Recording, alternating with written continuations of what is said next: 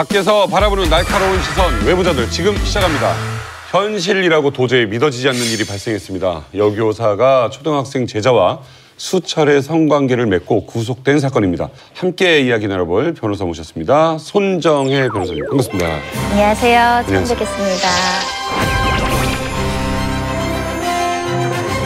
오늘 좀 우리 외부자들의 자문 좀 부탁드릴게요. 외부자의 시각으로 법률 체크하러 나왔는데요. 법률 자문은 확실하게 하고 가겠습니다. 네, 고맙습니다.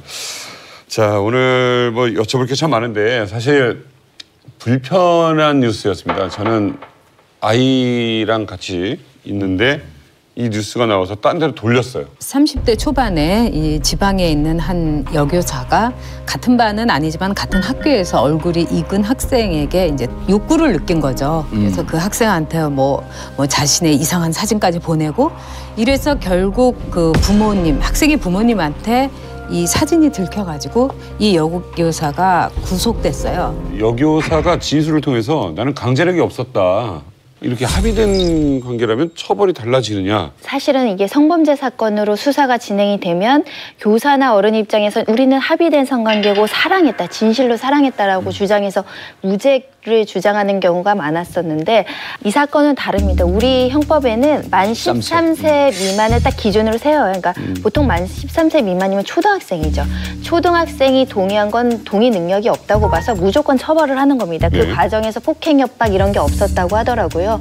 법률 체계는 13세 미만 갔던 성교행위를 하면 무조건 이거는 의제 강간이라고 해서 처벌을 하고 13세에서 이제 19세 미만, 19세 미만 같은 경우는 폭행, 협박, 뭐 위계, 위력 이런 걸로 성적인 폭력을 가했다고 한다면 5년 이상 무기징역. 그러니까 이 사건은 13세 미만, 12살이니까 무조건 처벌을 할 수밖에 없는 상황이라고 보시면 됩니다. 의제 강간이라는 게 뭡니까? 강간으로 본다는 거예요. 강간과 똑같이 취급할 수밖에 없다는 겁니다. 왜냐하면 13세 미만이 성적 합의나 동의는 왜곡될 수 있고 진심이 아닐 수 있고 이용당하고 착취될 수 있기 때문에 그 합의의 능력은 인정해주지 못한다는 거고 절대적으로 13세 미만은 성적으로 우리가 보호해야 된다. 이게 지금 우리나라의 그 가치인데 이걸 어긴 사건이죠.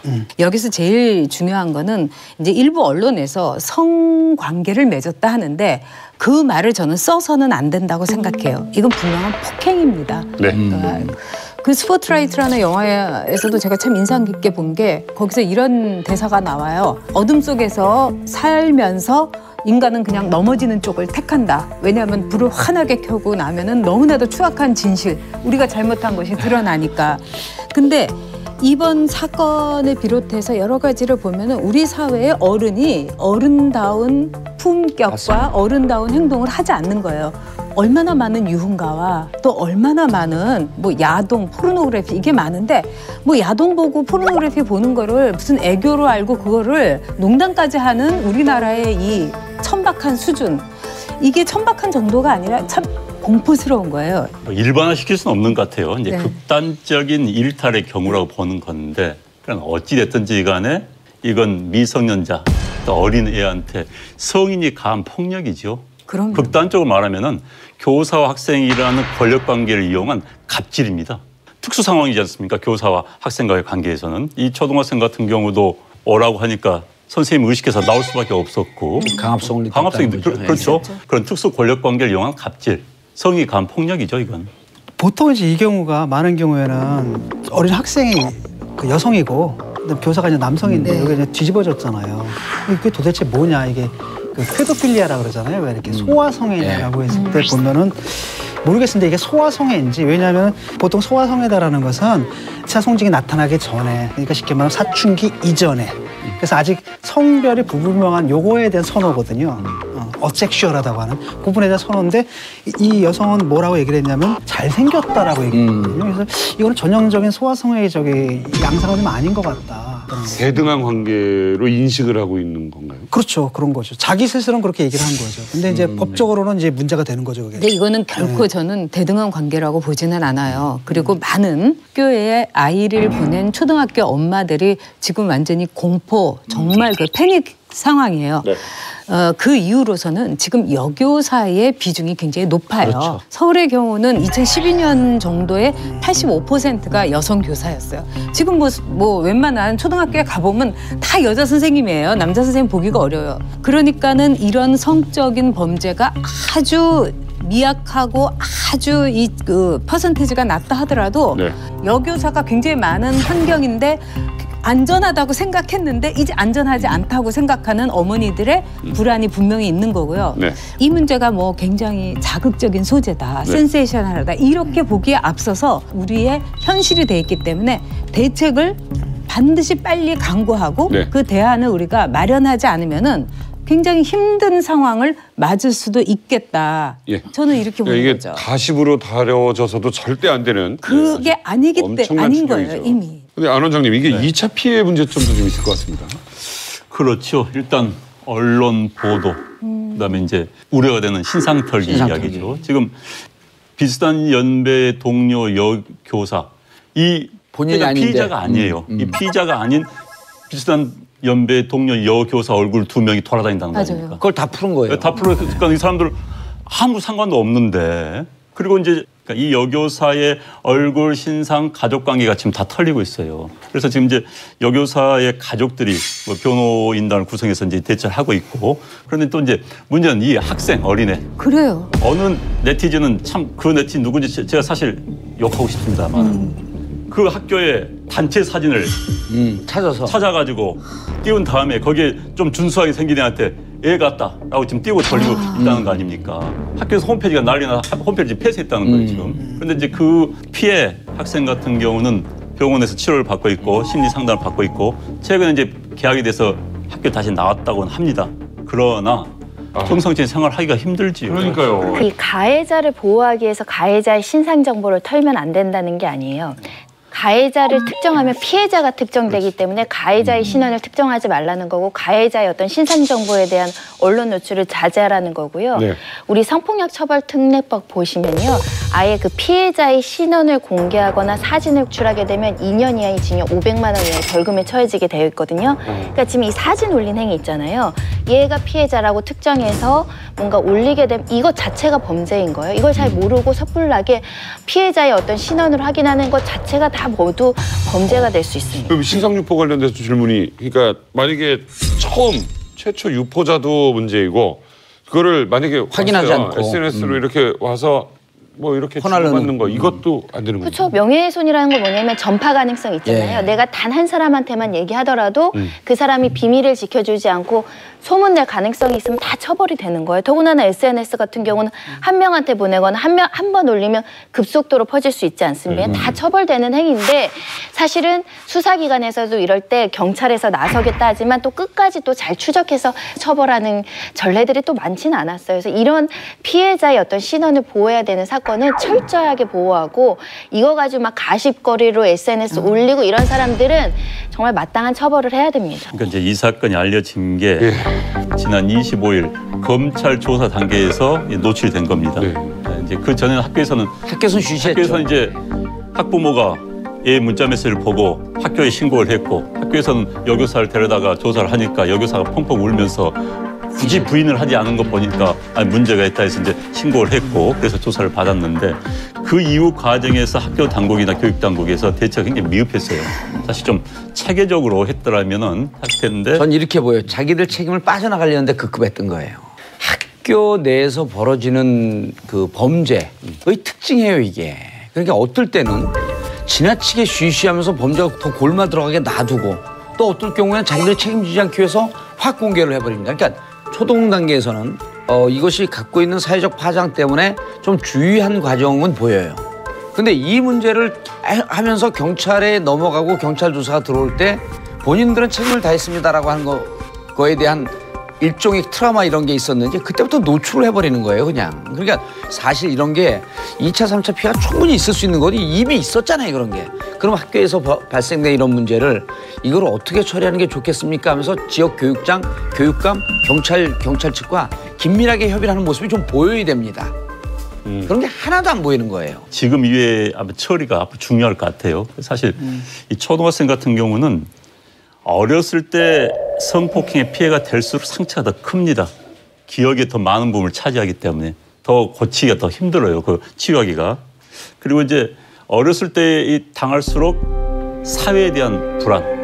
보호자, 선생님은 자기 보호자입니다. 보호자를 느끼는 그 보호자한테 자기가 폭력을 당한 거예요. 그렇기 때문에 주위에 있는 사람 믿지를 못하는 겁니다. 불신이 새는 거예요. 그러니까 권력에 대한 불신이 생길 수 있고 자기를 보호해주는 모든 사람에 대한 불신이 생기는 겁니다. 그런데 어릴 때일수록 더 커지는 겁니다.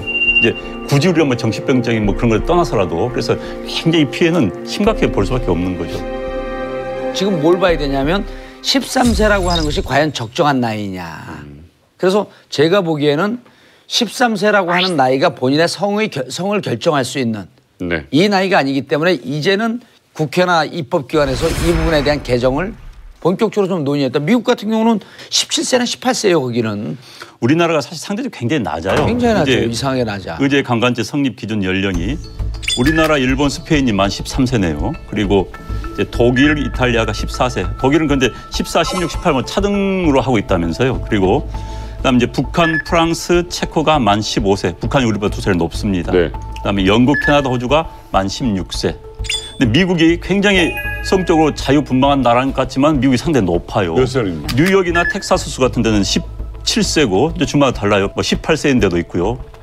그러니까 이게 딱 정해진 기준이 없어요. 그냥 상대적인 거, 규범적인 거기 때문에 그 나라의 사정에 맞게 결정을 하는 건데 우리나라는 이제 50년대 제정형법부터 지금까지 한 번도 개정하지 않고 그냥 만 13세 쭉인 거예요. 저도 그런 의문이 들어요. 예를 들면 형사 미성년자는 만 14세 미만을 기준으로 해서 만 14세 미만은 책임 능력이 없어서 처벌할 수 없다. 이렇게 되는 거잖아요. 선거권은, 피선거권은 거기도 나이가 제한이 있어요. 그러면 혼인할 수 있는 연령은 만 18세예요. 그러니까 만 18세 미만은 혼인에 대한 합의를 적정하게 할 수 없다라고 만 18세로 해놓고 선거권도 제대로 부여하지 못하는 연령을 정해놓고 유독 의제 강간에 있어서는 14세, 15세, 16세는 그런 능력이 있고 13세 미만만 그런 능력이 부족하다고 보는 거는 아동을 보호하고 청소년을 보호하는데 조금 역행하는 거 아니냐. 왜냐하면 우리 아동복지법상 아동은 몇 살인지 아세요? 몇 살이요? 아동 만 18세예요. 그러니까 고등학생도 아동복지법의 아동이에요. 그래서 아동을 보호해야 되는 나이에 17, 18 다 들어가는 건데 유독 초등학생 미만만 뭔가 성적 자기결정권을 온전히 행사할 수 없고 중학생은 온전히 행사할 수 있다. 이게 저는 좀 그렇게 생각하거든요. 왜냐하면 나라마다 이거 다 다른데 이 연령을 갖다 막 올리고 이러는 것들이 과연 진정한 해결책이 될 것인가. 왜냐하면 생각해 보세요. 아이들을 성적 주체로 키워야지 아이들을 성적 관리의 대상으로 하는 기간을 길게 잡는다라는 게 이게 올바른 해결책인가라는 생각이 들고 저는 문제 해결책을 갖다 연령을 이런다라기보다도 학교나 특수한 환경에서 왜냐하면 교사는 학생한테 굉장히 정신적인 영향력을 주는 관계에 있단 말이죠. 그러니까 실제로는 사실 자유로운 합의다라고 하지만 실질적으로는 약간 세뇌에 가까운 어떤 강요가 있는 이런 부분에 대한 그 대책 같은 것들을 마련하는 게 더 올바른 책이 아닌가. 근데 이제 저는 예를 들었고 이게 이번에 개정이 되었고 한 16세로 올라간다고 하면 이게 그 만고의 진리고 불변의 진리가 아니거든요. 이건 사회 환경에 맞게 언제든지 개정이 가능합니다. 우리 사회가 요 정도 나이에서 이제는 충분히 아이들이 성숙을 했기 때문에 16세로 올라간 게 다시 13세로 낮아질 시점도 있을 수 있어요. 그러나 지금 우리의 교육 환경, 그러니까 무척 우리가 아주 수동적인 교육을 받는 나라 아니에요? 토론식 문화, 교육 전혀 없는 거. 그러니까 자기가 이 성 문제뿐만 아니라 자기 인생의 진로도 고등학교를 졸업할 때까지도 결정을 못하는 교육 그런 환경이 하나 있고 또 하나는 사회적으로 성범죄는 점점 더 포악해지고 성범죄의 빈도가 많아지고 지금 여교사와 학생의 문제지만 학교 바깥에는 어찌 보면 성범죄에 이렇게 노출될 수 있을 정도 아까 말씀드렸듯이 온갖 그냥 유흥 산업들이 널려 있잖아요. 그렇기 때문에 그런 상대에 노출돼 있는 아이들을 보호한다라고 하는 측면에서 지금 시점에서는 국회에서 이 문제에 대해서 난 나이 문제는 좀 심각하게 생각하고 좀 올릴 필요가 있을 것 같아요. 현재 상황에서는 올릴 수밖에 없는 게 사실 여러 사람들 케이스 바이 케이스로 다 사정을 따져줄 수가 없거든요. 판사님들이 그래 들어와가지고 너는 이렇기 때문에 그럴 수가 없는 법이라는 것 자체는 그냥 법이라는 건 일률적인 하나의 기준을 만들고 물론 이제 판사의 재량은 들어가겠죠. 상황을 보겠지만 그러나 이제 일정 기준을 만들 수밖에 없는 거고 그런데 어찌됐든 우리의 현재 의제 강간죄 성립 기준 연령이 워낙 낮기 때문에 높이는 것은 불가피하지 않나 싶습니다. 어떻게 생각하십니까? 성적 자기결정권을 보호하자 그것도 좋은데 나쁜 어른들이 너무 많아요. 한마디로 제가 이제 실무적으로 성폭력 피해 사건도 많이 봤는데 이런 거예요. 굉장히 취약합니다. 예를 들면 제가 어떤 사건도 보냐면 성폭력을 당해놓고도 화장품 애들 뭐 중저가 화장품 뭐 몇천 원짜리 가져다주고 용서를 빌면 애들이 용서해줘요. 모르죠. 뭐 이게 뭘 당했는지 이게 모르는 어떤 거야. 의미인지도 모르는 상황들이 굉장히 많고요. 그리고 정말 뭐 사랑한다 온갖 미사여구로 제 시각에서 보면 이거는 그냥 속이는 행동이고 잘못된 어떤 착취나 유혹을 하고 있는 장면인데 아이는 믿어요. 자기 판단 능력이 있는 미성년자도 있지만요. 여러 가지 사정에 의해서 지적 능력이 낮거나 사회 경험이 미숙하거나 어른들이 제대로 돌보지 않아서 굉장히 취약한 아동이 있는데 꼭 이런 아이들을 이용하려는 나쁜 어른들이 많다는 거. 이 나쁜 어른들이 의제강간 그걸 딱 이용하거든요. 13세에서 19세. 그게 법의 사각지대일 수 있기 때문에 이게 상향이 돼야 된다라는 논의가 많은데 대법원에서 판례 나온 거 있죠. 연예기획사 대표가 여중생을 임신시켜서 1, 2심, 3심까지 갔는데 대법원에선 최종적으로 사랑하는 관계였기 때문에 무죄다. 라는 사건이 있었는데 그거는 뭐냐면 16세는 이미 13세 미만을 초과했기 때문에 폭행, 협박, 강간 행위가 있었는지를 실질적으로 내밀하게 봤더니 뭔가 사랑하는 사이로 볼 수 있는 여지가 있으니까 범죄로 처벌할 수 없다라고 한 건데 이 사건이 굉장히 논란이 있었죠. 그쵸. 진실된 사랑으로 볼 수 없다라는 또 정황도 많았기 때문에 16세도 16세 미만도 보호해야 되는 거 아니냐. 네. 이런 논의가 그래서 시작이 그 당시 얘기가 됐던 게 감옥에서 이제 편지를 썼는데 그 편지 자체를 갖다 그쪽에서 요구해서 써준 거다 이런 얘기도 있었고 16세를 올리면 그럼 15세, 16세끼리 성교를 하면 그건 어떻게 할 거야? 그게 항상 고민이라서 예를 들면 미국에는 로미오와 줄리엣법이 있어요. 로미오와 줄리엣도 미성년자입니다.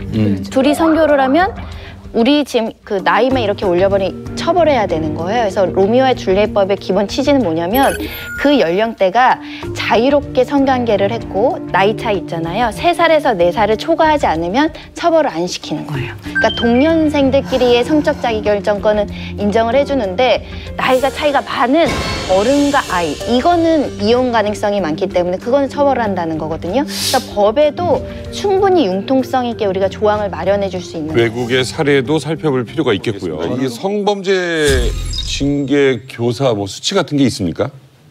교사가 가해자였을 경우 그 경우만 좀 따져보게 되면 2016년이죠. 성추행 또는 성희롱 등으로 징계를 받은 초중고 교사가 모두 135명이에요.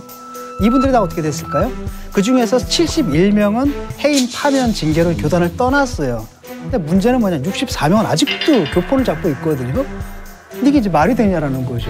항상 교육청에서는 중징계 한다고 해요. 파면 해임한다고 중징계 하는데 막상 징계위원회 올라가고 징계가 떨어져도 뭐 교원소청심사위원회에서 다시 또 불복하고 소송하면 징계가 또 내려오는 거예요. 사실 교직이라는 건 한 번 나가면은 돌아올 수 없어서 그 무직 상태가 돼버리니까 이 사람을 파면 해임을 유지하는 게 굉장히 부담이 된다고 합니다. 그럴 때일수록 아이들을 생각해서 중징계를 유지하는 사회적인 합의나 그 법원의 어떤 실무적인 간액이 확립이 돼야 된다고 생각이 되고 1차 보호자는 교육 현장에서 부모고요. 2차 보호자가 선생님이에요. 그렇죠. 그렇기 때문에 더 높은 윤리의식을 요구하고 굉장히 정규 절차를 거쳐서 교원으로 성장시키는 거 아닙니까? 그런데 이 교원들의 어떤 윤리의식이 이 정도 수준이다라는 것이 충격적이고 교사가 생각을 잘못했을 때 삐뚤어진 성적인 왜곡이 의식이 있을 때 우리 아이들을 어떻게 보호할 것이냐. 이게 저는 굉장히 곤란한 숙제를 안고 있다라고 보입니다. 손 변호사님이 이제 학교 문제를 잘 지적을 하셨는데 이 기회에 학교에서 어느 정도의 성범죄가 만연하고 존재하고 있는지 교육부나 교육청 단위에서 익명으로 전수조사를 한번 해봐야 됩니다. 두 번째 이제 저는 학생 인권 보호관 제도를 두는데 129나 무슨 112든 뭐 113이든 이렇게 긴급하게 전화해서 학교의 상황을 아무에게도 피해보지 않고 이 내용을 신고할 수 있는 이 국가 차원의 안전 시스템을 좀 만들어줘야 돼요. 그러지 않으면 의지할 데가 없어서 사회끈을 탁 놔버립니다. 교사 임용 과정에서 인성시험, 맞아요. 공부 잘하는 애가 교사 되는 건 아닙니다. 사실은 우리나라에서 이제 교사란 직업이 안정된 직업, 또 존경받는 직업이기 때문에 몰려오는 경우가 있습니다. 그 전에 교사라는 직업은 사명감, 애를 가르치는 걸 좋아하고 애를 좋아하는 사람들이 들어와야 되거든요. 물론 대부분 선생님은 그렇다고 믿습니다. 그러나 단지 교사는 직업이 좋아서 오는 분들, 이런 분들한테 사명감에 대한 걸 다시 한번 일깨워줘야 되고, 또 이런 가면 쓴 선생님들 골라낼 수 있는 주기적인 테스트랄까요? 인성 검사가 필요하지 않나 싶어요. 정신 감정도 필요하지 않나요? 정신 감정은 정말. 굉장히 어려운 거라고 생각해요. 왜냐면 정신 감정 같은 건 범죄자들 이런 사람들한테 행해지는 제도니까요. 가장 중요한 건 피해자 인권 보호예요. 성범죄가 안수 범죄가 되게 많아요. 드러나지 않은 범죄는 되게 많아요. 그리고 처벌할 수 있는데도 불구하고 피해자가 진술하지 않아서 처벌 못하는 사건도 실무에 많습니다. 이해가 안 가지만요. 피해자 입장에선 두려운 거예요. 내가 피해자라고 판결문에 적시되는 것 자체가 스트레스고 공포고 가족들이 슬퍼할까 봐 얘기 못하는 사람들도 있거든요. 이건 뭐냐면 피해자에 대한 적극적인 보호가 우리 사회가 부족한 거예요. 지금 사건도 피해자를 보호해야 된다고 얘기는 하면서도 SNS로 피해자 신원 특정하는 걸 못 막고 있잖아요. 예, 이런 것 자체가 굉장히 단순해 보이지만 피해자 인권 보호에는 아주 중요한 건데 요즘에 피해자 인권 보호한다고 해서 가명조서 받아요. 제 이름이 손정혜면 손정혜로 안 받고 손샛별로 받을 수 있는 거예요. 인적사항도 기재하지 않도록. 그리고 피해자한테는 국선 변호사도 다 선임해 줍니다. 그래서 그 국선 변호사가 형사사건도 대리하게 하고 민사적인 손해배상도 청구할 수 있게 해요. 네. 이런 제도는 굉장히 많이 되어 있는데 바뀌지 않는 건 사회적인 시선이에요. 너가 뭘 잘못했겠지. 너가 왜 그 밤에 그 시간에 갔어. 왜 그 사람과 연락을 시작했어. 이런 시선들. 그것 때문에 피해자들이 위축이 돼서 혼낼까 봐 아이들은 신고를 못하고 신고를 하더라도 혹시 여러 번 증인 오라 그러지 방송국에서 취재 올 것 같지 혹시 가해자가 날 보복할 것 같지 정말 여러 가지를 피해자가 감당해야 되니까 가해자가 활기칠 수 있는 그런 환경이 조성이 되는 거죠. 네. 피해자를 보호해야 성범죄가 없어집니다. 레드라인을 향한 끝없는 북의 도발.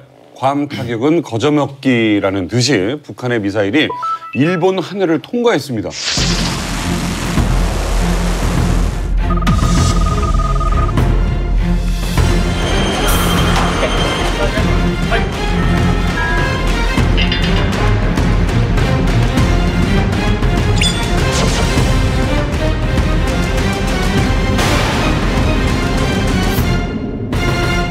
북한이 일본 쪽을 통과해서 미사일 쏜 건 이전 한 4차례가 있었어요. 그런데 4차례는 전부 북한 주장에 따르면 인공위성을 발사하기 위한 거였다.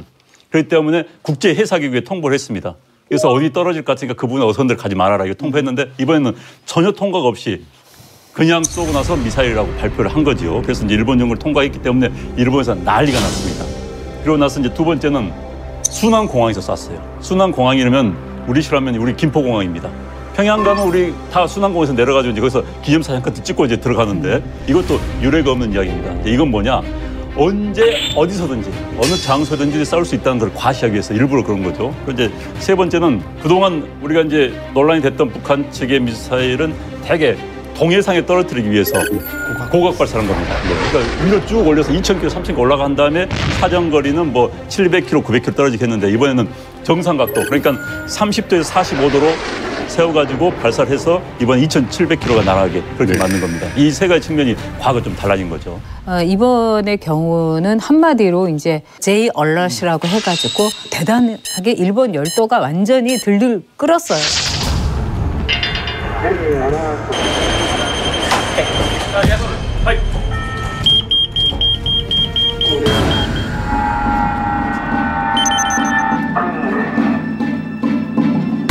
우리가 일본의 이런 반응에 대해서 일본 애들 왜 이렇게 호들갑을 떠냐 그렇게 얘기할 수가 없어요. 왜냐하면 일본은 매우 특수한 원폭 체험을 한 나라예요.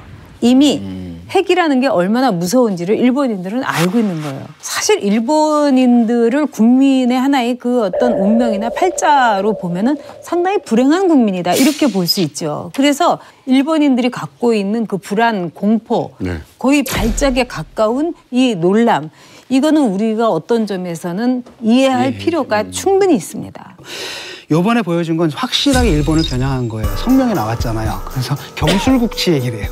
너희들이 우리나라를 먹었는데 그 바로 그날 우리가 너희 상공으로 미사일을 날렸다라고 하면서 민족주의 감정을 갖다 이렇게 또 자극을 합니다. 그리고 미국에 대해서는 뭐냐면 괌을 때릴 수 있다라는 것. 우리가 미루어 짐작을 하면 괌까지 날릴 수 있다는 능력을 분명하게 보여준 거죠. 하면서 미국에 대해서는 어느 정도 조절을 한 겁니다. 강도 조절을 한 거죠. 하지만 이제 미일 동맹이 이제 깨질 수가 있는 거예요. 일본의 입장에서 난리가 났지만 미국의 입장에서는 그래도 쟤들이 볼 때 괌에다 직접 날린 게 아니라 저기다 떨어뜨렸네. 우리를 또 신경을 쓰고 있네. 이러다 보면 일본 입장에서 미국에 대해서 막 얘기를 하는데 미국 입장에서는 딱 보면 애매모호한 부분이 있다는 거죠. 그게 이제 미국 정부의 입장도 트럼프 얘기가 다르고요. 그 매티슨 국방장관 얘기가 달라요. 트럼프는 대화는 더 이상 길이 아니다 이렇게 얘기를 했는데 이쪽에서는 외교 이외에 다른 방법을 생각하고 있지 않다라는 엇갈린 메시지가 좀 나오고 있는 거죠. 그래서 약간 미일 동맹의 근간을 슬쩍 흔들어 놓는 이런 효과도 있는 것 같습니다. 저는 그렇게 보지는 않고요. 이 문제는 미국과 일본의 굉장한 유착을 가지고 올 거예요. 그렇죠. 즉 일본은 미국에게 원폭이라는 쓰라린 처참한 그런 벌을 받은 나라지만은 그럼에도 불구하고 미국이라는 나라에 대해서 일종의 그 아마에로 응석을 부린다고 할까? 이 과정 속에서 미국은 상당히 전략적인 이용을 할 겁니다. 즉 미국에서 벌써 많은 이제 그 학자들이라든지 그 국방 관계 또는 경제 관계 사람들이 어떤 얘기를 하냐면 일본도 이미 준핵 보유국이고 몇 달 안에 이 핵무기를 가질 수 있게 되니까 일본을 핵무장을 시키자. 두 번째, 일본의 이른바 아베의 최대의 염원이자 일본의 이제 극우 세력들의 염원이 바로 평화헌법 구조를 없애가지고 일본도 보통 국가처럼 군대도 가고 뭐 말하자면 국방력을 크게 키울 수 있는 그런 군사대국의 길로 가게 하는 거. 오케이. 우리 미국만 거기에 대해서 오케이 해주면 얼마든지 가능하지 않느냐. 그래서 이 두 가지를 일본에 대해서 허락한단 말이죠. 근데 여기에 대해서 미국은 두 가지의 또 속셈이 있어요. 하나는 정말 세계의 경찰관인데다가 이 극동까지도 우리가 이렇게 해야 되는 게 너무 힘에 겨우고 또 이 트럼프로서도 미국 국내만 신경 쓰고 싶은 사람이에요. 그렇다면 이거를 일본한테 넘기자. 네. 두 번째는 일본이 이렇게 핵을 가지게 함으로써 중국에 대해서 겉봐 너희들이 제대로 하지 않으니까 우리가 일본에 대해서 핵무기랑 군사대국화 오케이 하는 거야. 지금부터라도 좀 확실하게 좀 해봐. 북한에 대해서 너희의 말하자면 레버리지를 너희의 영향력을 확실하게 행사해봐. 이것이 이제 미국이 지금 현재 갖고 있는 카드다. 이렇게 볼 수가 있습니다. 이게 결국은 이런 카드들이 다 북이 노림수냐? 저는 어느 정도까지는 북이 이제 그 김정은이가 생각은 했겠지만은 또 미국이라는 나라가 갖고 있는 특성이 있어요. 미국은 언제나 문제에 대해서 정면 돌파하는 나라예요. 직진하는 나라예요. 그거를 김정은이가 공부가 좀 짧고 어떤 점에서 나이가 어리고 이런 점에서 간과하는 것이 아닌가. 저는 이번에 그 김정은이 발사한 게 무척 전략적 그 목표가 있다고 생각을 해요. 미일 군사동맹인데 너네 자꾸만 우리에게 그 문제 삼거나 우리를 자꾸만 괴롭히면 너희들이 가장 한국보다도 더 높은 수준의 동맹이라고 하는 일본을 언제든지 공격할 수 있다. 인질 전략을 쓴 거죠. 네. 8월 28일까지 이제 노던 바이퍼라고 해갖고 북해 홋카이도 이 방어 훈련이 있습니다. 이게 비정기적으로 하는 훈련인데 이번에 처음으로 방어 훈련이 아니라 공격 훈련을 했어요. 그 북한 입장에서 여기서 우리를 겨냥한 거다라고 보고 그 훈련이 끝나는 그 다음 날 쏜 겁니다. 그다음에 이제 또 하나 뭐라고 얘기했냐면 이번에 보통 북한이 발사할 때 이게 시험 발사인지 훈련 발사인지 이런 얘기를 합니다. 근데 이제까지는 훈련 발사 얘기를 한 적이 없어요. 시험 발사 얘기만 했거든요. 이번에 처음에 훈련 발사라고 얘기했습니다. 실전 배치했다라고 처음 발표를 했는데 제거리를 못 나가고 그리고 대기권 재진입이 안 되고 실패했습니다. 자, 미국과 충돌하려고 하는 문제 언제든지 일본을 타격하겠다라고 하는 인질 전략을 쓰면서도 최악의 사건이 나지 않도록 조심했던 거. 그다음 미국과는 어떻게든지 대립을 좀 피하려고 했던 점. 그리고 내부적으로는 이 발사체가 실패한 점. 이런 등등으로 봐갖고 이번에 북한은 그 미치는 장사했다. 북한은 굉장히 우발적인 통치 행위를 하는 나라는 아닙니다. 지금은 일련의 목표를 향해서 가는 거예요. 일련의 목표는 뭐냐? 결국은 미국과의 협상을 통해서 북한의 핵 보유국 지위를 획득하는 거고 그다음에 미국에게 한반도에서 떠나라. 다시 말하면 주한미국을 철수하고 떠나라. 한반도는 우리가 알아서 하겠다. 이걸 명확한 목표를 가지고 지금 접근을 하는 겁니다. 네. 근데 그 와중에 가장 필요한 것은 미국에 그러려면 협상을 해야 되는데 협상하려면 협상 카드가 있어야 되는 거예요. 그러면 핵과 미사일을 통해서 미국 본토도 때릴 수 있고 일본도 때릴 수 있다라는 것을 하기 위해서 카드 이용하는 겁니다. 그래서 네. 지금 단계는 일련의 과정 속에서 미사일 실험 계속 해 나가는 겁니다. 그렇죠. 실력을 기르기 위해서. 완성때까지 가겠다는 거죠. 막판에 미국과 협상의 시작이 뭐냐? 동결해서 시작한다. 그러면 동결했을 때 자기들 핵 능력을 최대한 보유하기 위해서 지금 그런 실험까지 거치고 가는 거예요. 그래서 지금 이제 우려가 되는 것이 구구절, 그다음에 이제 쌍십절이라고 이제 10월 10일 노동당 창건일 이때 뭘 할 것인가. 핵 보유국 지위를 얻었던 인도나 파키스탄 같은 경우도 6번 핵 실험을 했습니다. 그렇기 때문에 마지막 한 번 정도에서 마지막 이제 소형화 우리 완성했다 하지 않을까. 그게 이제 9월 9일 되지 않을까 그런 예측이 나오고 있어요.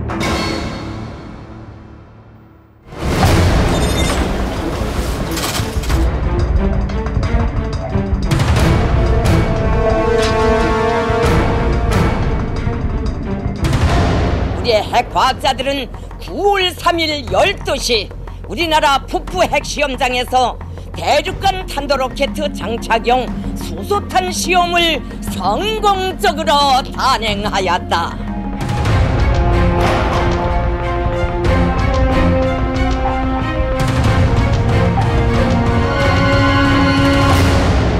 북한에 대한 전략적 목표는 핵을 가진 북한과는 같이 할 수 없다는 건 명확히 해야 되는 겁니다. 맞아요. 그리고 이걸 바탕으로 해서 현재로서는 한미일 공조가 확실히 필요한 시점이거든요. 여기서 우리가 이탈했다는 그 우리 국익의 훼손이 되는 겁니다. 또 하나 이제 일본과 맞물려서도 지금 일본이 저런 대응을 보이는 것 자체가 중국에 대한 강한 압박이 될 수가 있는 거예요. 그러니까 대만이나 한국의 기술 능력은 핵 금방 만듭니다.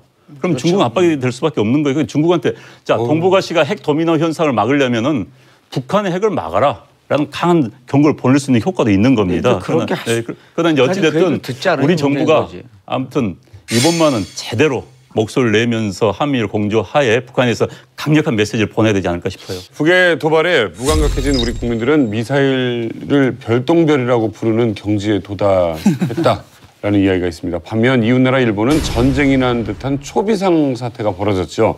대단하게 일본 열도가 완전히 들들 끓었어요. 그리고 저도 이제 전화를 굉장히 많이 받았어요. 일본 친구가 저한테 전화를 해가지고 이렇게 됐는데 너희 나라는 지금 뭘 하고 있니? 훈련을. 그래서 우리는 그냥 하도 자주 쓰고 그래가지고 죽으나 사나 뭐 이 땅에서 지키겠다 뭐 이런 심정이다. 이랬더니 난 정말 너희 나라와 너희 국민들을 이해할 수가 없다. 가장 위험한 건 너인데 마치 너희 나라를 보면 스톡홀름 증후군의 현장을 보는 것 같다. 그러면서 한국이 갖고 있는 이 무감각 또 어떻게 보면은 무반응. 근데 지금 우리로서는 대처가 전혀 제로 상태예요. 근데 이제 어떤 그 전문가가 얘기하기를 핵은 이제 투하된 뒤에 2주가 굉장히 중요하다는 거예요. 그래서 2주 동안은 지상으로 올라오지 말고 지하에서 웅크리고 앉으면서 2주를 버티는 게 그래야지 이제 뭐 거기에 있는 이제 그 나쁜 그게 이제 날아간다 하는데 이런 기초적인 상식도 우리는 사실은 전달받지 못하고 있잖아요. 저는 그거 문제라고 봐요. 북한의 미사일이 일본의 영공을 가르는 그 순간 한국의 커뮤니티에는 오늘도 평화로운 한국이라는 제목의 이제 글이 올라와가지고 화제를 일으켰거든요. 첫째, 북한 미사일 일본 영공 통과 경술국지역 환영. 일본 와 이러다 전쟁 나는 거 아니야? 큰일 났다. 한국 와 오늘 완전 가을 하늘 짱이야. 지금 이제 일본의 J-알러스 같은 경우는 맨 처음에 그 지역 주민들한테 핸드폰에서 벨 소리가 울려요. 그다음 문자가 뜹니다. 그다음에 이제 동네에 있는 관공서에서 사이렌이 울리는 겁니다. 그리고 세 번째는 이제 NHK가 우리 지금 KBS처럼 재난 방송입니다. 거기서 방송을 하고요. 그다음에 이제 일본의 신문들은 우리는 요즘 그게 사라졌습니다. 허예를 발행합니다. 일본의 이제 동경 같은 데서 이제 지하철 앞에서 허예를 발행한 이게 아주 일률적으로 착 이루어진 거죠. 그러면 뭐 일본만 했냐? 러시아도 블라디보스토크 인근 주민들한테 대피령이 내렸다는 거예요. 그러니까 이제 그 주위 나라 다 그렇게 한 겁니다. 이제 우리는 뭐 했느냐? 이제 여기서 이야기가 나오는 거죠. 물론 궤적이 그쪽에 때 그쪽에 했다라고 할 수 있지만 사실 우리는 가장 당사자입니다. 이제 또 하나는 우리의 이제 정보 능력에서 일본은 지금 이른바 군사위성, 첩보위성 6기를 가지고 있어요. 우리는 없습니다. 최첨단 이지섬 일본은 6척 가지고 있습니다. 우리는 지금 3척입니다. 그리고 뭐 레이더, 기타 등등 우리가 너무 딸려. 이번에 그러니까 최근에 북한 미사일과 관련된 양국 간의 대응을 보면은 우리의 정보력이 확실히 밀리고 있다는 것을 느낄 수밖에 없는 게 현실입니다. 자, 북의 미사일이 일본 하늘을 가로지른 그날 우리나라 실검을 장악한 건 다름 아닌 리설주였습니다. 자, 리설주가 아이를 지금 셋을 이제 낳았는데 지금 성별도 제대로 모른다는 거 아니겠어요? 또 비난이 이르니까 국정원에서 하는 얘기가 원래 첫째 아이가 그 아들이고 둘째는 그때 로드머니 딸이라고 확인을 해줬고 또 셋째가 누군지를 밝히게 되면은 정보원을 우리가 노출시켜 가지고 그 사람을 오히려 곤란하게 한다. 지금 국정원이 제대로 머리가 돌아가고 있는 게 아니에요. 이게 지금 리설주 얘기할 때가 아니라는 거죠? 리설주 얘기할 때가 아니에요. 왜 리설주 얘기하면 그걸 검색하는 사람이 이상한 거지. 국정원에서 지금 그 전영욱 작가님 얘기했듯이 이런 장난을 쳤다고 한다면 이거 국회 정보위에서 어떻게 미사일 발사한 날 그렇죠. 이설주 검색 순위가 올랐냐 이거는 따져 물어야 돼요. 제가 발표하겠습니다. 저는. 정보는 리설주네요. 자, 진중권 교수님, 우리가 너무 안일하면 안 되는데 사실 저도 지금 경보 이런 게 이제 기억도 안 나는 것 같은데요. 그쵸. 정보 대응은 적절했다고 보십니까? 뭐 발표라든가. 그런데 문제는 뭐냐면 우리가 한 달에 한 번씩 민방위 훈련을 하고 있어요. 행정안전부가 제공하는 전시행동 매뉴얼 비상대비 행동이라는 게 존재하는데 귀담아 들어볼게요. 아는 사람이 하나도 없죠. 진짜 귀담아 들어볼게요. 그러니까 요령인 만큼 네. 국민들의 적극적인 이제 숙지가 좀 필요한데 어떤 거냐면 전쟁 발발 시에 이제 사이렌으로 1분간 통탄음에다 삥 하고 1분간 간다라고 한다면 이제 적 공격이 예상되는 겁니다. 쉽게 말하면 경계 경보죠. 그다음에 3분간의 이제 파상음이 막 시끄럽게 울리게 되면 그때는 이제 적 공격이 정말로 임박했거나 아니면 공습 중인 거예요. 공습 중이야. 그리고 이게 해제가 됐을 경우에 이제 음성 방송이 나옵니다. 근데 재밌는 건 뭐냐면은 외교부에서 있잖아요. 저 외국 나가면은 항상 게 와요. 오자마자 오더라고요. 예컨대 오자마자 뭐 바이러스가 뭐 발생했습니다. 조심하십시오. 어디 테러 위험이 있습니다. 긴급 재난 이런 거 있잖아. 문자가 오는데 그러니까 그런 미사일 발사할 때 왜 안 나와요? 미사일 쏠 때는 왜 안 나오냔 말이죠. 왜 안 하냐면 국방부에서 지시를 안 했으니까 안 나온 거죠.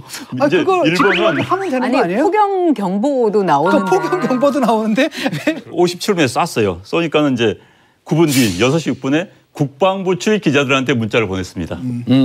전 국민에게 보낸 게 아니라 국방부 출입 기자들. 그러니까 기사 써라. 국방부 출입 기자들 잠잔 사람들 아마 못 봤을 거고 그때 그냥 불합을 했을 거고 그리고 이제 6시 20분에 추가로 문자를 보냈어요. 그러니까 국민들한테 알릴 생각인 그냥 언론에서 기사 써라 이런 차원에서 문자를 보낸 거죠. 괜히 호들갑 떨었다 나중에 또 깨지면. 그리고 청와대에서도 이번에 한심한 일을 했어요. 이 문제에 대해서 다들 이제 미국, 그다음에 일본, 그다음에 러시아 다 뭐라고 했냐면은 이거는 탄도 미사일이다 이렇게 얘기했는데 우리 청와대에서는 이거는 뭐 방사포 이렇게 얘기해가지고 큰 혼란을 줬는데 아니 이것도 도대체 모르는 정부를 우리가 믿고서 있어야 되는가 저는 그런 의문이 들었고 또 한편으로는 진짜 정부가 모르고 그랬을까 뭔가 물타기를 하거나 약화시키려고 안보 불안 상태를 이렇게 약화시키려고 했던 건 아닌가 이런 생각까지 들 정도였어요. 그래서 저는 그 정부 관련해가지고 자꾸 청와대가 왜 나선지 모르겠어요. 그러니까. 그건 국방부 대변인이 발표해야 되는 겁니다.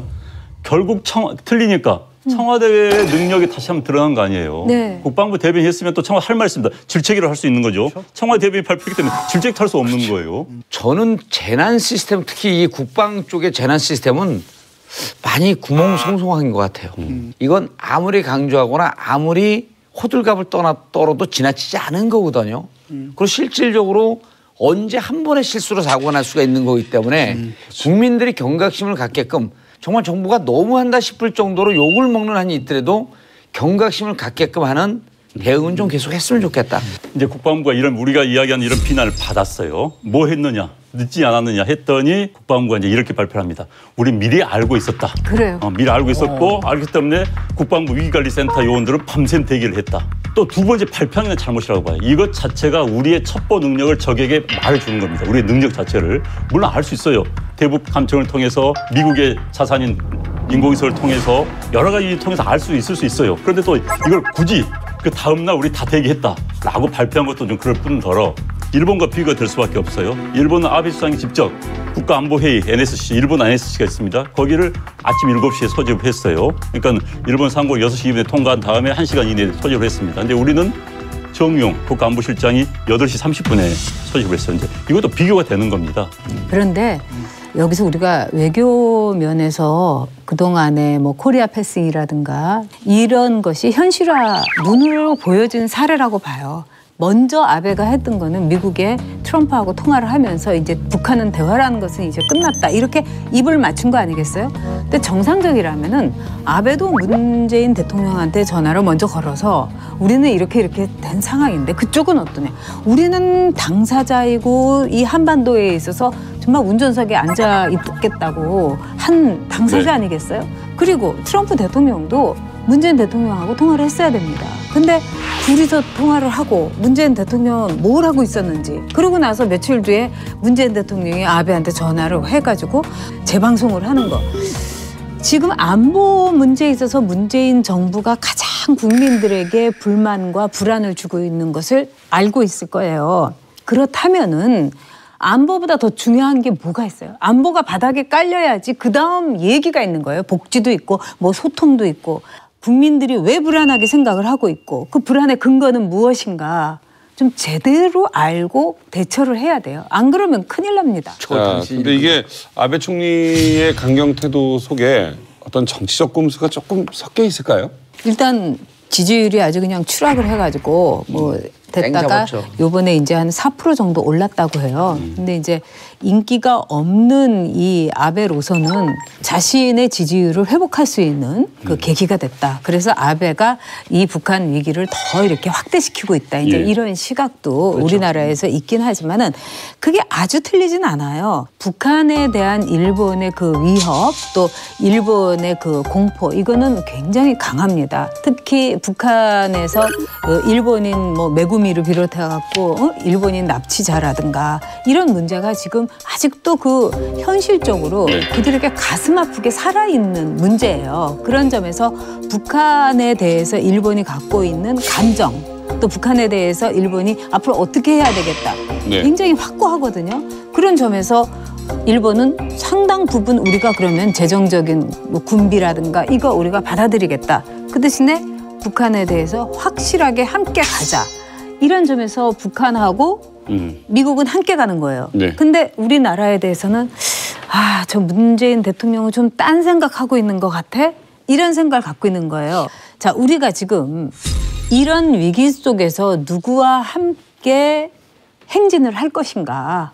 누구와 함께 이 위기를 대처할 것인가? 답은 뻔한 거잖아요. 중국하고 같이 하겠어요? 북한하고 같이 하겠어요? 저는 현실적인 판단을 해야 된다고 봐요. 아베 총리하고 통화 내용을 박지원 대변인이 발표했는데 저는 굉장히 의미가 있었던 내용이었다는 생각이 듭니다. 문 대통령이 아베와 통화 내용이 이겁니다.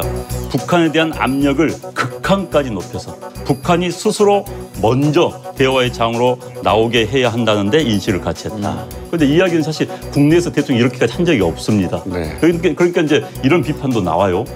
트럼프나 아베를 만났을 때는 이렇게 아주 이야기하고 국내에 와서는 또 딴 이야기 하는 거 아니냐. 갈피를 잡을 수 없다. 이런 지적도 나오고 있습니다. 그러나 어찌됐든 간에 난 대통령이 아베하고 했던 이 시각은 계속 유지를 해야 된다고 봅니다. 사실은 아베하고 트럼프하고 대화했는데 뭐 대화할 때가 아니다. 대화할 때가 아니다라고 했을 때 남은 선택지는 바로 뭐냐 군사 옵션 문제였거든요. 근데 그 부분에 대해서는 매티슨 국방장관이 뭐라 그러냐면 군사 옵션 생각하지 않고 있다. 우리는 외교 라인에서 벗어나지 않았다. 이렇게 얘기를 하고 있고 그다음에 우리 국방장관하고 이제 매티슨 국방장관하고 얘기도 바로 그 얘기예요. 우리 압박한다. 그다음에 압박의 최종 목표는 결국은 대화에 나오게 하는 거다. 그거죠. 저는 이번 미사일 발사하고 그다음에 이제 한미일 동북아 이 정세에서 보면 자 일본이 가장 위기감이 있고 일본이 한미일 중에서 가장 적극적으로 나서고 있거든요. 일본과 위안부 문제라든지 경제 문제라든지 이런 건 별건이고 이 군사 문제, 미사일 도발 문제는 같은 공동 보조를 취한다라고 하는 이 스탠스는 나는 맞다고 봐요. 그래서 이런 데 있어서 공조를 취하되 끊임없이 우리 위치를 어디로 갈 것인가라고 하는 빅픽처를 보면서 좀 갔으면 좋겠다. 그 두 가지 측면이 있는 것 같으니까 장기적인 측면이 있어요. 그거는 이제 외할아버지가 전범이잖아요. 그러니까 그 옛날 그 일본 옛날 구우익의 생각을 갖고 있거든요. 그러니까 정상국가로 가고 전쟁을 할 수 있는 국가로 가자. 그러려면 헌법을 개정해야 된다. 그리고 우리가 군사적 무장을 해야 된다라는 이 장기적인 신념을 갖고 있다고요. 그렇죠. 이거 탄력받는 거 아니에요? 그렇죠. 그러니까 이거는 요번 사태와 상관없이 미사일 사태와 상관없이 일본은 그 길로 가겠다라는 게 이게 있는 거고요. 두 번째로는 뭐냐면 요 국면, 특수한 국면. 지금 미사일 발사 국면이라는 데서 떨어진 지지율을 또 올리려고 하는 어떤 그렇죠. 전술적인 이런 두 가지 측면이 같이 있는 거죠. 평화헌법 구조를 바꾸고 군대를 가지고 엄청나게 확장할 수 있는 그런 나라로 가고 싶다고 하는 아베의 생각, 아베의 길이 그동안은 갈 수가 없었어요. 그런데 아베의 길을 갈 수 있게 만드는 게 바로 북한의 핵이에요. 이게 지지까지 그렇죠. 얻을 거 아니에요, 여러분? 그렇죠. 그래서 만약에 미국이 핵을 용인하게 되면, 일본의 핵을 용인하게 되면은 일본 핵 갖고 있죠. 북한 핵 갖고 있죠. 거기다가 중국 갖고 있죠. 이러면은 이런 양상이라는 게 막 그 화약고가 됐던 중동과 똑같은 굉장히 위험한 일촉즉발의 와중까지 갈 수 있다는 거예요. 여기서 가장 중요한 것은 아주 강인하고도 정교하고도 확고한 외교적인 해법을 문재인 대통령이 가야 된다는 거예요. 근데 취임 3개월 후에야 지금 미국 대사, 일본 대사, 중국 대사를 지금 보냈다는 거는 문재인 대통령이 외교의 중요성에 대해서 너무 몰랐던 것이 아닌가 이런 생각이 들고요. 그런 점에서 문재인 대통령이 미국하고의 공조를 통해서 일본이 우리나라를 이렇게 왕따를 시키면서 일본이 원하는 거를 이번 기회에 갖게 하는, 그거를 막는 게 사실은 매우 중요합니다. 이 시점에서. 그러니까 전략적 목표가 확실해야 됩니다. 지난주 원세훈 전 국정원장의 운명을 가를 재판이 열렸습니다. 너무 억울합니다. 저는 비난대표를 달지 않았습니다.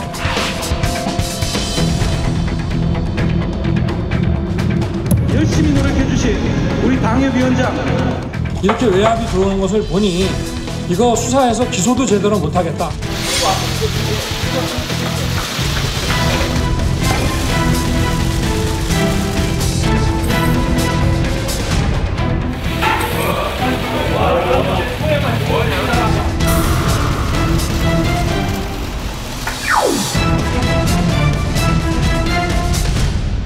오 5년째 끌어온 법리 공방 끝에 지난주 재판부는 파기환송심에서 징역 4년형을 선고했습니다. 2012년 18대 대선이죠. 국정원 여직원이 댓글을 하고 있다라고 하는 제보를 받고 이제 수사가 들어갔습니다.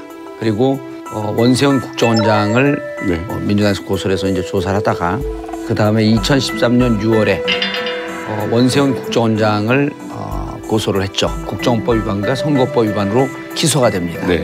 2014년에 1심에서 그 국정원법은 유죄, 선거법은 무죄에서 2년 6월형을 받고 4년 집행유예로 1심 선고가 납니다.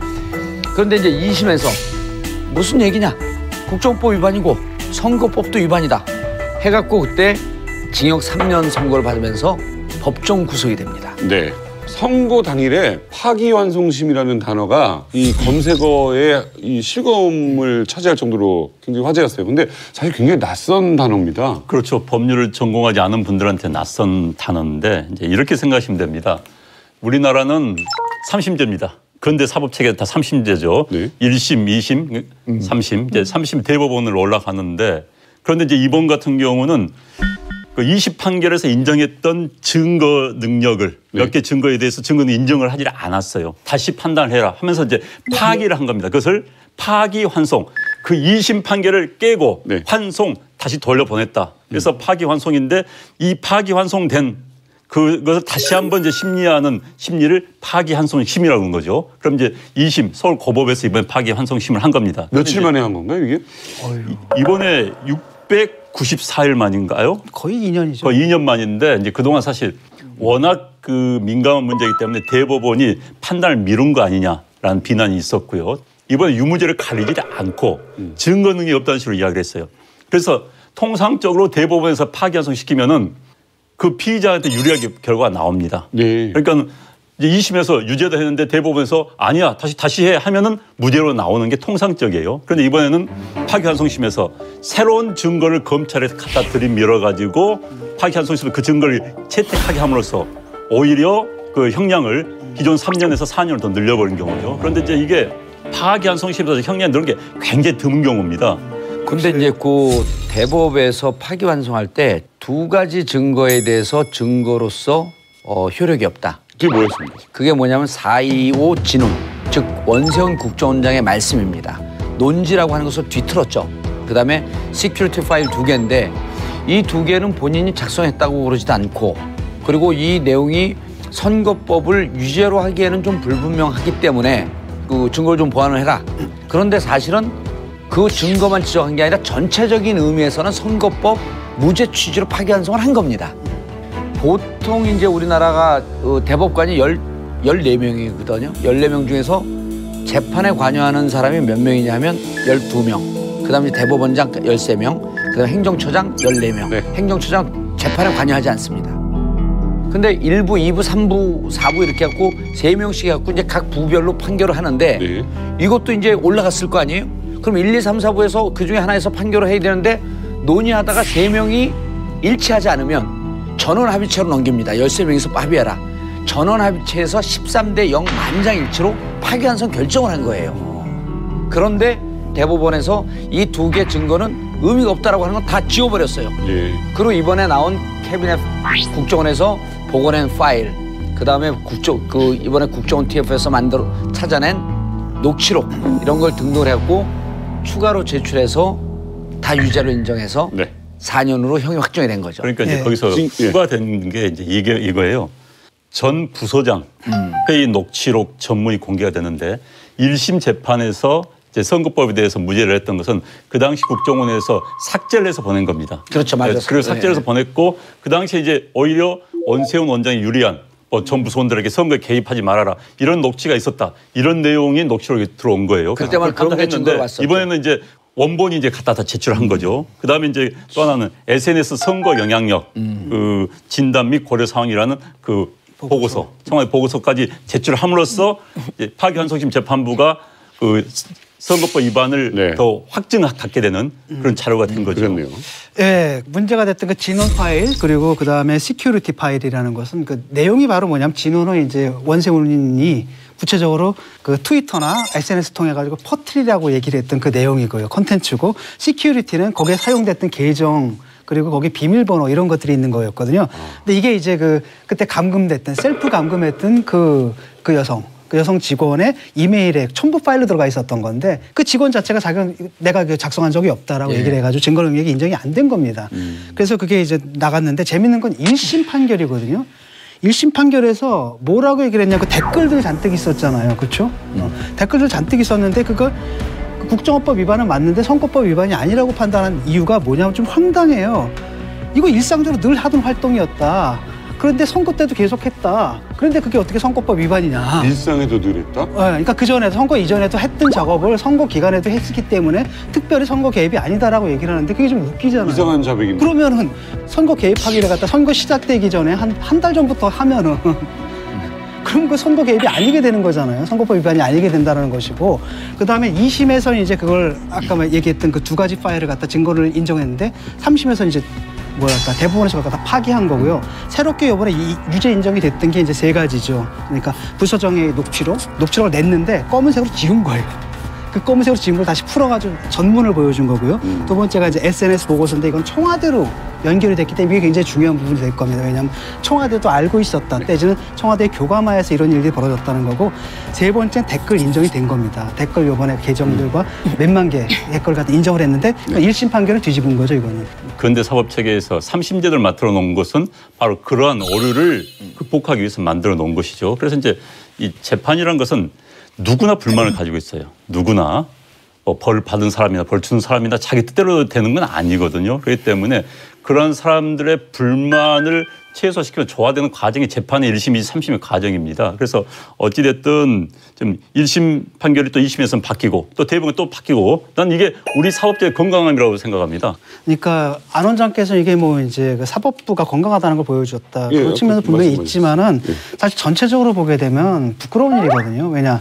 경찰, 검찰, 사법부 모두가 다 권력의 눈치를 봤다는 건 좀 분명한 것 같고 이번에 판결이 나오긴 했지만 사실 이 판결도 정권이 끝난 다음에 그 덕에 얻어진 새로운 증거에 의해서 이게 네. 유죄 판결이 나온 거잖아요. 그래서 뭔가 찜찜함은 좀 남죠. 그 사법부가 어쨌든 엎치락뒤치락 한 거 아닙니까? 새로운 증거가 나오니까 그 증거를 채택해가지고 또 판결을 바꾸고 이런 측면에서 봐줄 수 있다는 것이죠. 만약에 정치 눈치만 봤다면 일사초로 갔을 거 아닙니까? 그렇지 않았다는 측면에서는 긍정적인 측면도 있다. 네. 아니 긍정적인 표현이 좀 그렇습니다만은 어찌됐든 사법부는 나름대로 저는 이렇게 생각해요. 사법부의 판단을 일단 존중을 해줘야 됩니다.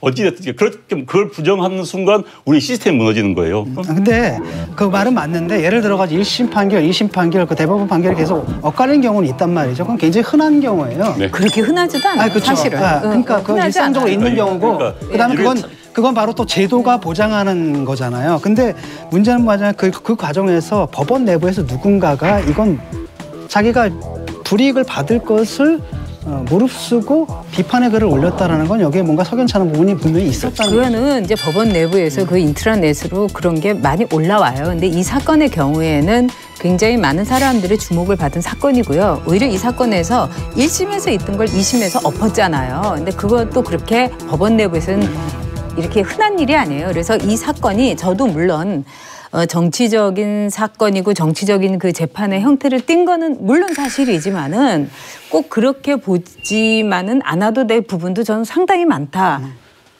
자, 사건의 발달은요. 댓글을 활용한 국정원의 대선 개입 의혹이었습니다. 이 댓글들이 대선 결과에 영향을 미쳤다라고 생각하십니까? 이게 이제 그 두 가지 아주 크게 보면 두 가지 유형인데 일정하게 그 상대 후보에 대해서 부정적이고 좋지 않은 이미지를 줄 수 있는 댓글이 있고 또 하나는 SNS상을 완전히 혼탁하게 해버립니다. 그래서 여기서 건강하게 활동할 수 있는 즉 자신들한테 비판적이거나 반대하는 사람들이 건강하게 활동할 수 있는 생태계를 완전히 오염시켜버리거든요. 그분들이 떠나게 만들어요. 여론조사 기관에서 이런 걸 묻습니다.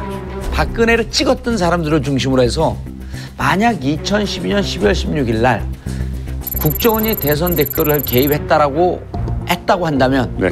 투표 결정은 바뀌었겠습니까? 라고 하는데 약 한 30%, 30 몇 프로 정도가 나는 그렇게 됐다면 결정을 달리했을 겁니다.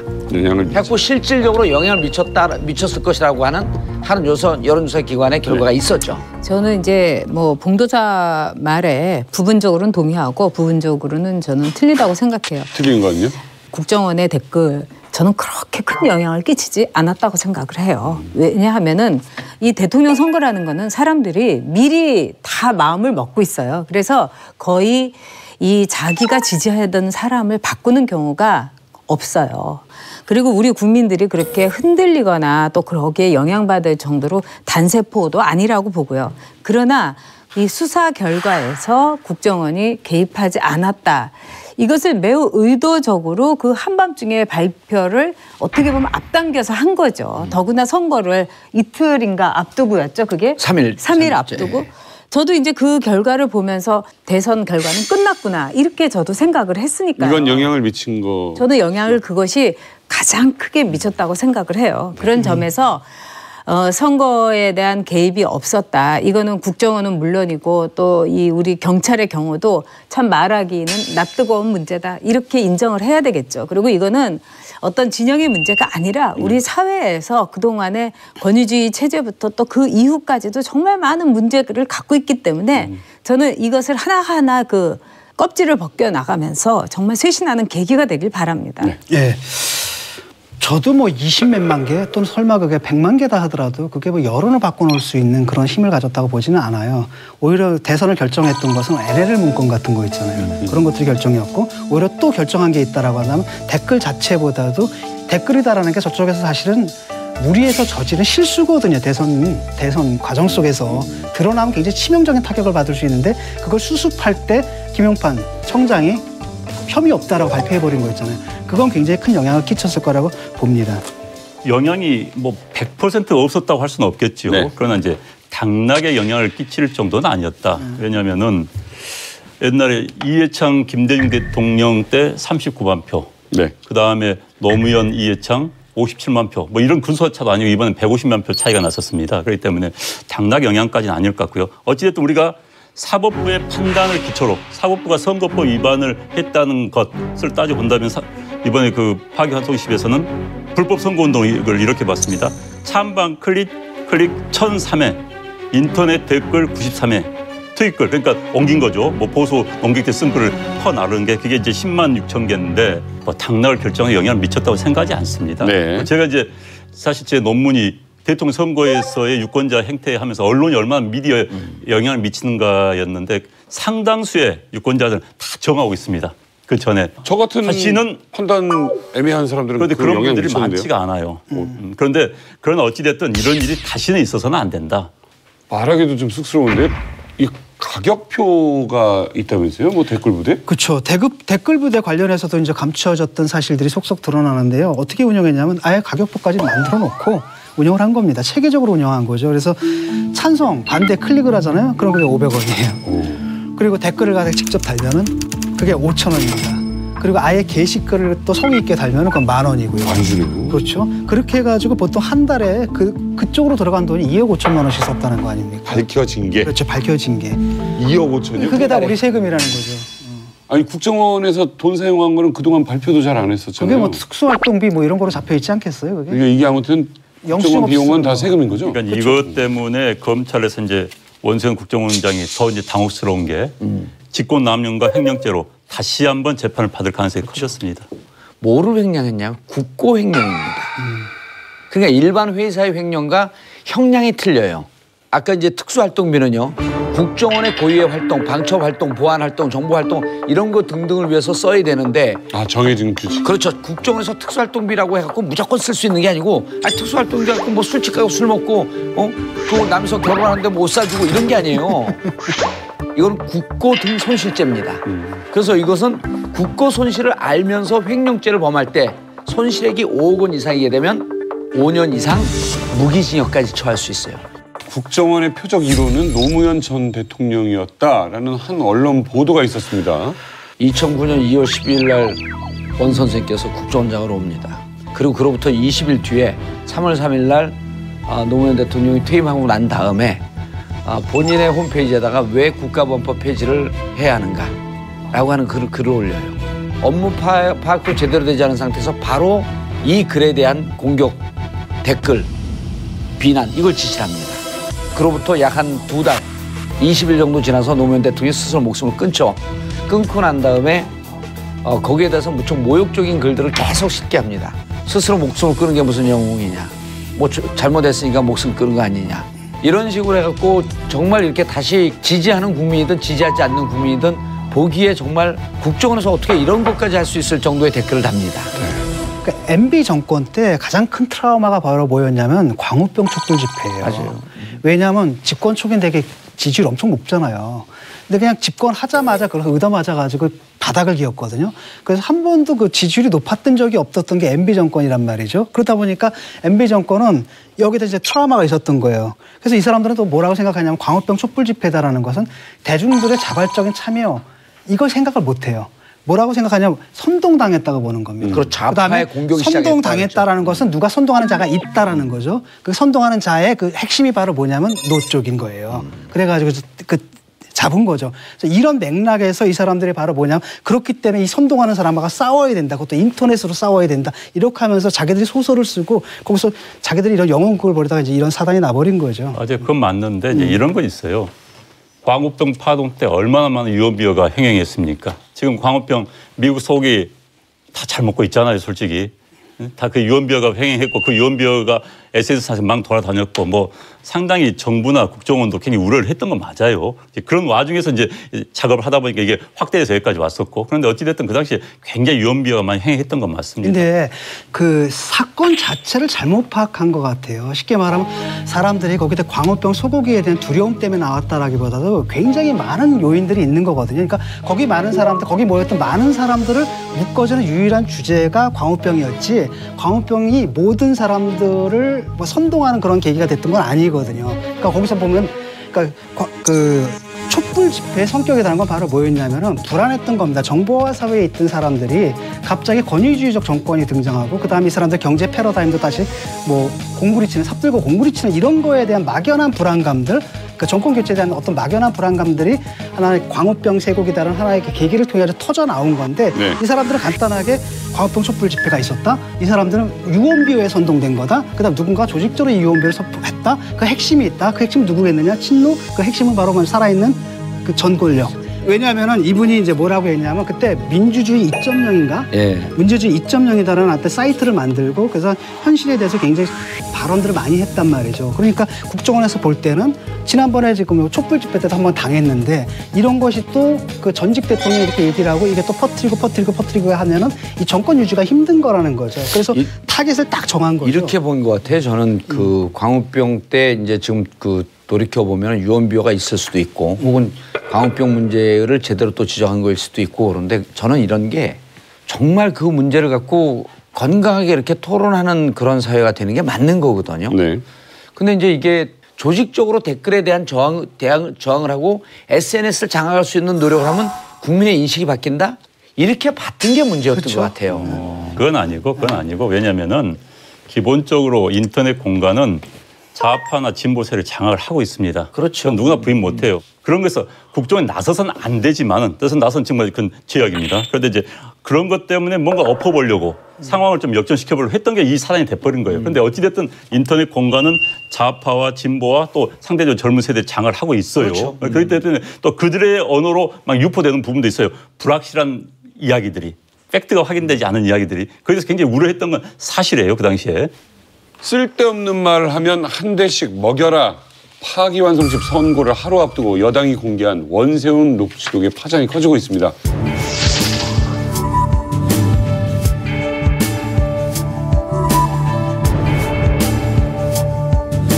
이게 황당한 게 뭐냐? 국민들을 그 한 번씩 먹이란 얘기잖아요. 그다음에 아니, 언론을 취업해라. 이게 뭔 얘기? 그러니까 이건 사실 언제적 얘기냐면 그 70년대에 그 CIA죠, 중앙정보부. 네, 그때 KCI. 걔들이 하던 일이거든요. 그걸 갖다 그냥 국정원장이 21세기에 이게 무슨 말이에요? 아니 그러니까 이제 언론이 정권에 비판적인 얘기를 하거나 비판적인 기사를 쓰면은 재갈을 물려라 이렇게 얘기를 한 거거든요. 저는 문제가 되는 게 이런 말 천박하다라고 하는 이제 이 국정원장 입에서 나올 수 없는 얘기다라고 하는 그 지적도 있지만 아니 천박해도 들을 거 아닙니까? 그 앞에 있는 사람들은. 그럼요. 이대로 하는 거죠. 참 이 녹취를 당했다는 것도 참 이상하고 어설픈 일이긴 하지만은 용어가 도저히 국정원장의 용어라고 볼 수가 없어요. 뭐 한 대 먹여버려라, 쥐어 패는 게 뭐 최선이라는 동. 보수들은 정말 이런 용어 너무 싫어하거든요. 근데 이런 분이 보수 정권을 위해서 뭐 일한다고 하는 것 자체가 참 기가 막힌 불명예스러운 일이다. 저는 이렇게 생각을 하고. 네.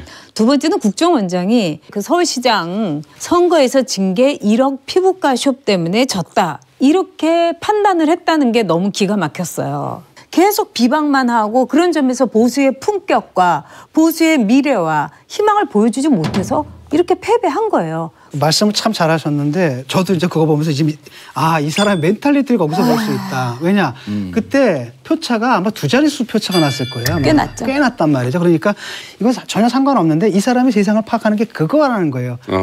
유언비어 때문에 이렇게 됐다. 그러니까 이걸 억지로 국정원이 나서라도 바로 잡아야 된다. 이러면서 이제 댓글 부대를 좀 이용한 거죠. 세상을 잡아라. 이 시대적 인식이 무척 잘못되어 있는 게 막상 언론에 가고 할 수 있는 게 물론 조금 영향은 있을 수 있지만 그리고 이런 것을 좋아하는 언론 몇 개는 움직일 수 있겠지만 대한민국 언론이 이제는 페이퍼 언론만 있습니까?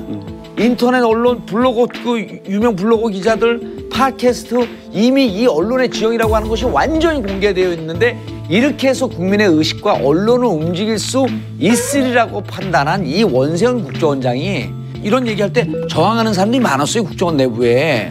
그럴 때마다 하는 얘기가 뭐냐면 야 나중에 내가 감옥 갈게.